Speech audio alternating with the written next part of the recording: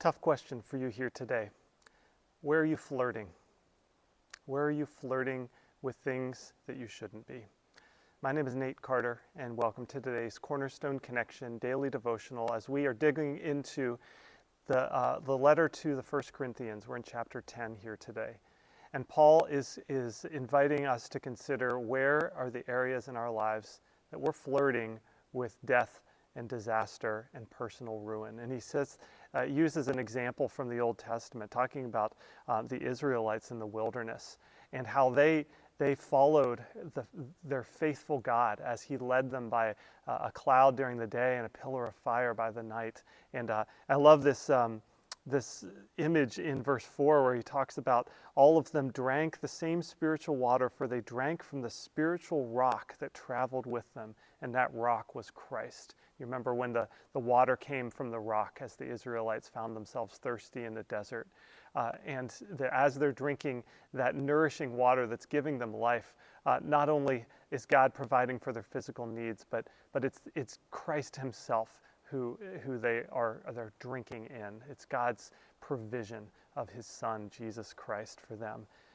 Unfortunately, verse 5 comes, yet God was not pleased with most of them, and their bodies were scattered in the wilderness. These things happened as a warning to us so that we would not crave evil things as they did, or worship idols as some of them did. It's easy to think about the thing like worshiping idols as kind of an Old Testament phenomenon that we don't need to worry about.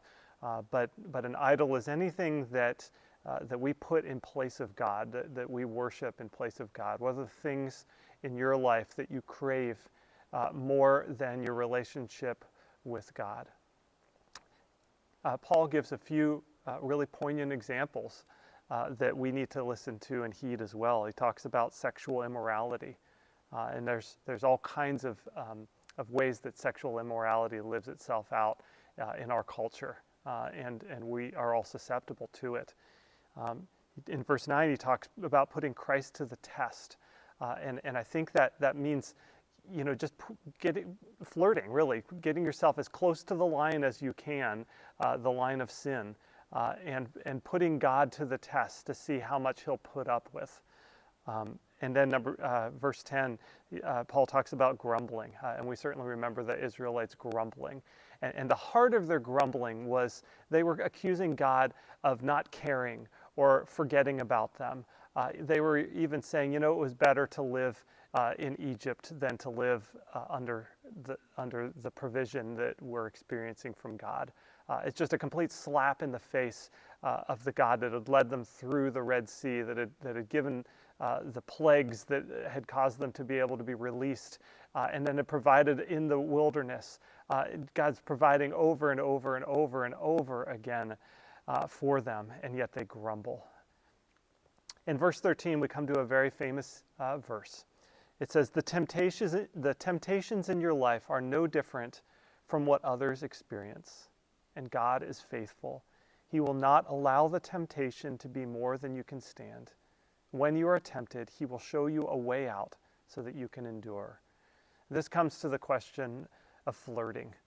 So when we flirt with sinful things in our lives, we put ourselves in temptation, in great peril. The scripture is clear that those temptations are going to come our way, but it's our decision whether or not we're going to flirt with them or not, whether or not we're going to let them into our lives, into our minds, or whether we're going to push them away. And God is so faithful to offer us a way out. And this gives me a clear image of my mind. If you've ever driven in a mountainous area, I grew up in the East Coast, and sometimes we'd drive through the Appalachian Mountains on a vacation.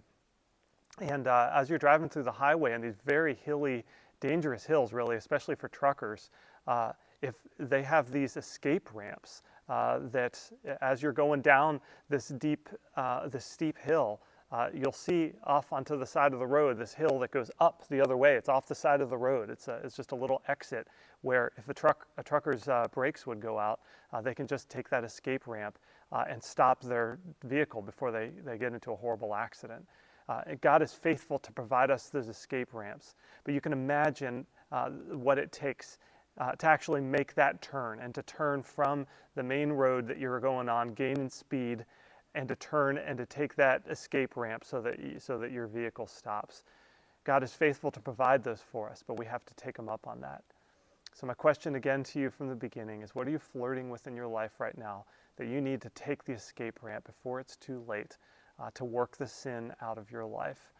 God will provide it, but it's our decision to take that turn. God bless you. We'll see you next time on the Cornerstone Connection.